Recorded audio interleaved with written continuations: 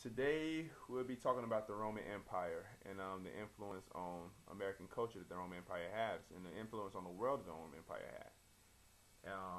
When people think about the Roman Empire, a lot of times they think about the Council of Nicaea, Emperor Constantine, the Council of Constantinople, Mark Antony, Caesar, a lot of other people. Just the long, long reign that the Roman Empire had. But today I want to talk about an emperor that a lot of people don't talk about, and he has a major influence on Christianity. And his name was Emperor Theodosius. We don't hear a lot about him, surprisingly.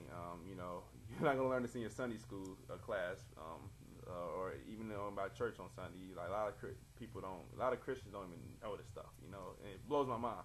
But with Emperor Theodosius, he the one made Christianity the official religion of the Roman Empire around 391 AD. And a lot of times people get him confused with Emperor Constantine, because Emperor Constantine incorporated Christianity into the Roman Empire, so Christians won't be castigated and persecuted against, but it wasn't official law until 391. And that's the thing. It's nothing wrong with Christianity being official, whatever. I don't have an issue with that. But it was the way that was conducted. The same way that before Emperor Constantine's predecessors, the same way that they conducted things with killing Christians was the same things that was flipped upon people who was worshiping pagan gods and worshiping esoteric. That was a part of esoteric religions. That's not the way Christ would have handled anything. Like Christ wasn't about war. He wasn't about killing things.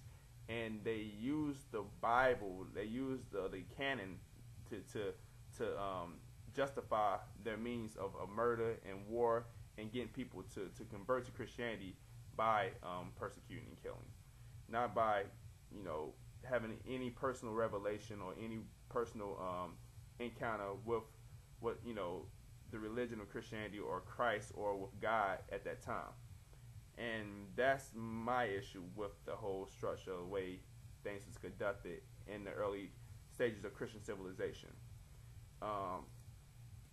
Well, that's just a little thing that I, wanted to talk about and everything. Nothing much, but yeah, I just thought it was cool. As I looked this up like 2 years ago, I was thinking about majoring in theology, and so I was studying things. I was studying a lot of stuff, just looking up everything on Christianity, on how it was formed, how it was structured, what year it was started as, and who all the people who was the martyrs and the catalysts to start what Christianity was about. And I mean, I got into it and dug a little deeper, and it just wasn't my cup of tea. I respect, I learned a lot from that time, and I appreciate going through that thing, and I respect people who do that. I commend you, because there's a lot to learn.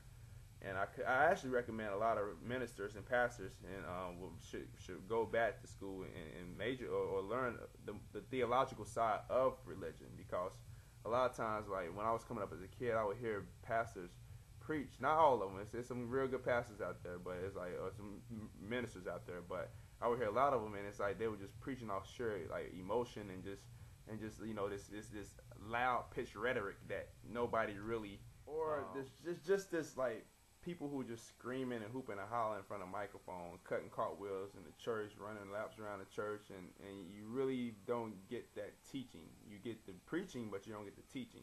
And I think as